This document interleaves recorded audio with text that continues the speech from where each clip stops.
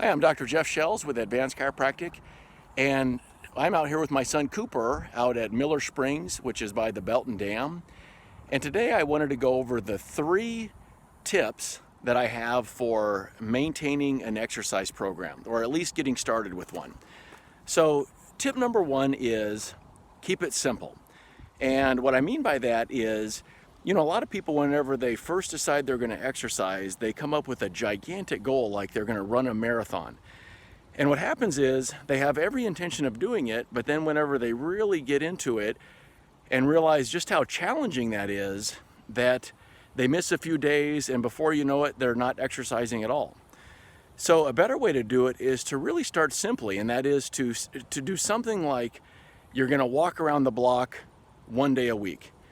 And when you consistently do that, then you add another day. So now it's 2 days a week. And you just build on that so that, eventually you're walking around the block every day of the week, and then you add another block, right? So you just slowly build on that. And then what you find is, as you accomplish those goals, you feel better about it. Now you go to bigger and better things. But if you start too big, then it ends up just kind of falling apart. So start simply. The second goal is to do it with a friend. So that goal is good because it really accomplishes 2 things. The first thing is that because there's a social component to it, it's a little more fun.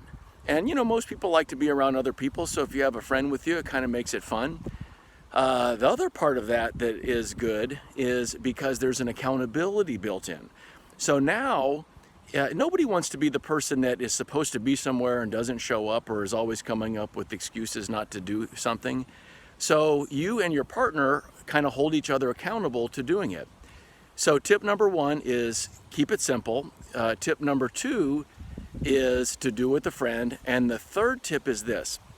In psychology, there's something called the law of diminishing intent. And what that means is that as time goes on, a lot of people kind of lose willpower.